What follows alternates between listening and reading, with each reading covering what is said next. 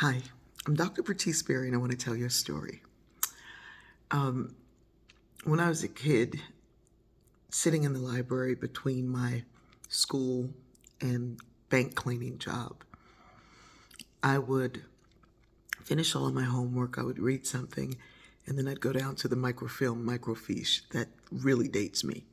I'd look at old catalogs of housing interior design.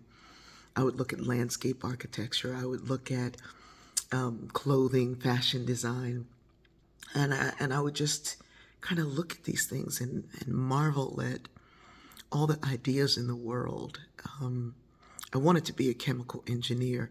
Now, that is like the furthest thing from what I would want to do now. But it's interesting sometimes the desires that we have in our heart as a kid have nothing to do with who we are.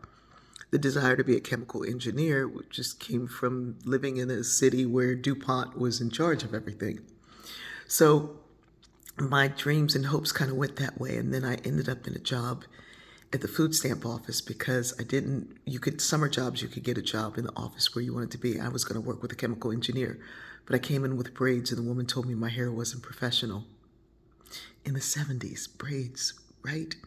Anyway, so I ended up at the food stamp office and I was doing some work and I was filing. My job was to file, but then I would look at things and I would correlate this with that and see that this person should have gotten the job, should have gotten food stamps, but they were denied, and this person was approved, but they should have been denied. And I would look across at applications and see that this person said that they lived at this house, but on this application they said they lived at this house. So I was doing all that because I had so much time, because really filing does not compare to cleaning.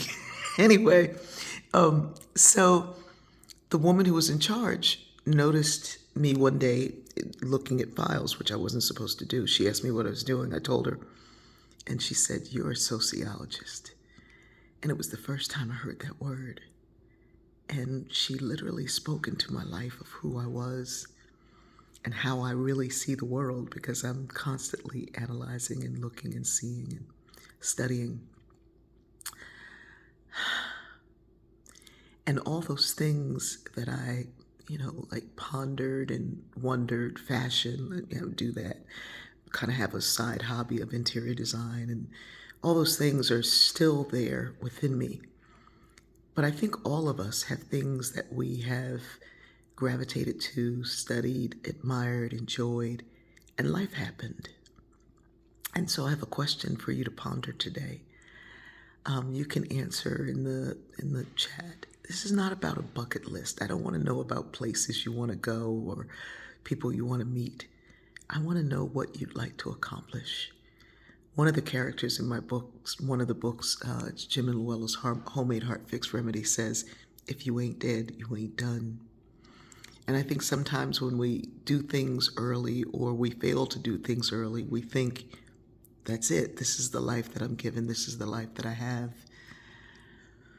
But it's the life that you choose. So if you could think about it, who you are, what's in you, what you'd like to be and do, what would you like to accomplish? You're not dead. You're not done.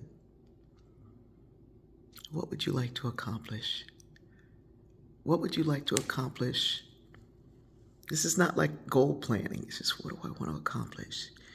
There's a book right at the tip of my brain, and I think it says something about who we are and how we are in the world. And I think I want to write that. And I'm going to get started on it right after I make something to wear tomorrow. What would you like to accomplish? If you ain't dead, you ain't done. There's more there. I love you.